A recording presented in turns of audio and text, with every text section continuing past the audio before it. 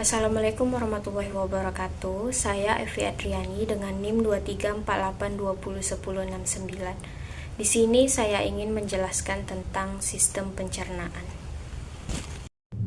Apa itu sistem pencernaan? Sistem pencernaan adalah proses yang dilakukan oleh sistem organ pencernaan untuk mengelola makanan agar dapat diserap nutrisinya dan diubah menjadi energi.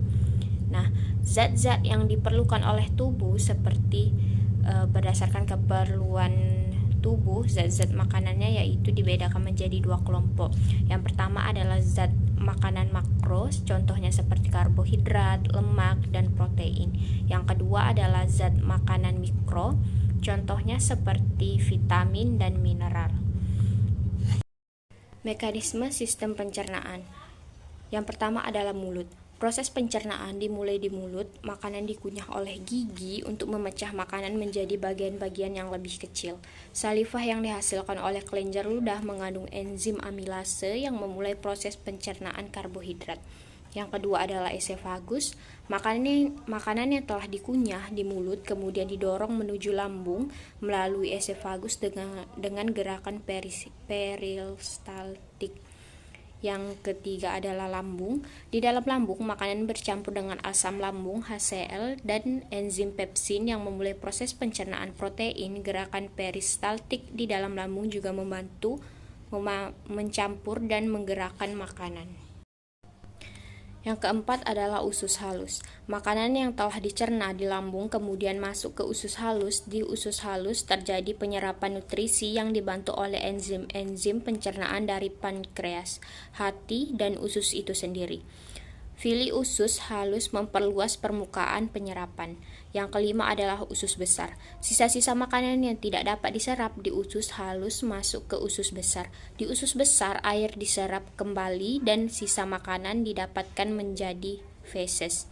Yang keenam adalah rektum dan anus. Feses disimpan sementara di rektum sebelum dikeluarkan melalui anus.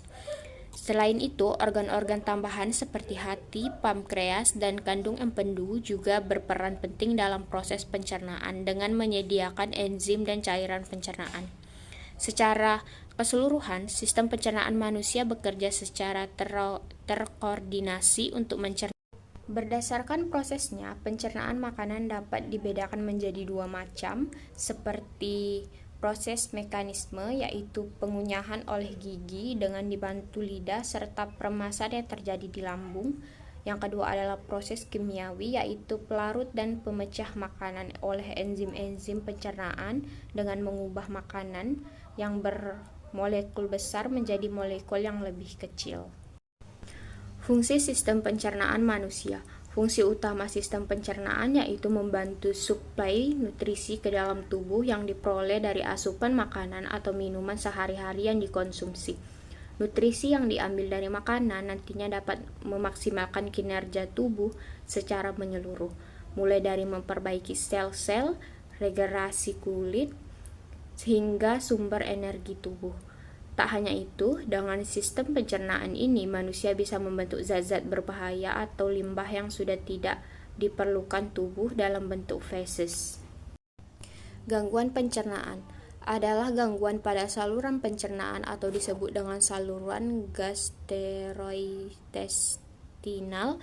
Saluran tersebut termasuk kerongkongan, hati, lambung, usus halus, usus besar, kantong empedu, dan pankreas. Beberapa jenis gangguan pencernaan dapat berlangsung singkat dan sembuh dengan perawatan rumahan.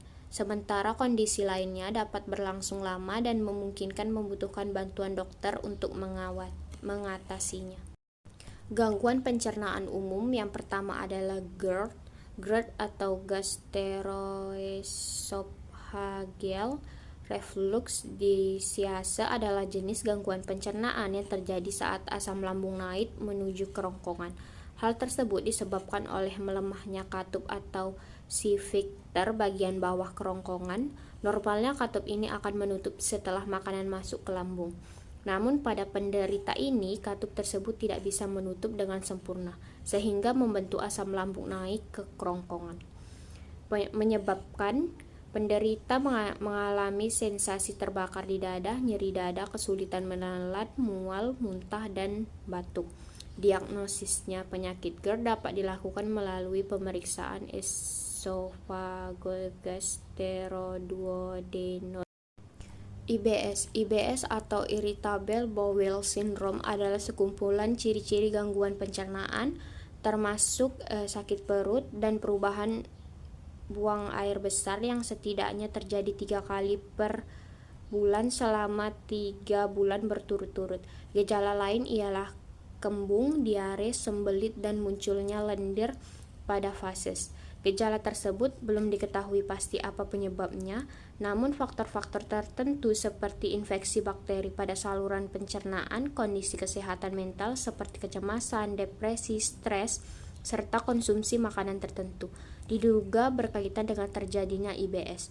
Penanganan IBS dapat dilakukan dengan beberapa cara, seperti menghindari makanan yang memicu gejala, mengurangi stres, makanan dalam porsi kecil, mengonsumsi lebih banyak serat, serta olahraga secara teratur dan istirahat yang cukup. Tukak lambung. Tukak lambung adalah luka terbuka yang terjadi pada lapisan lambung. Penyebabnya karena infeksi bakteri Helicobacter pylori atau minum obat antiinflamasi non-steroid seperti ibuprofen atau aspirin dalam jangka panjang. Cara mengobatinya dengan mengonsumsi antibiotik yang akan membunuh bakteri dan mencegah kambuh lagi. Perlu diingat jika tukak lambung membutuhkan waktu beberapa bulan untuk sembuh setelah pengobatan.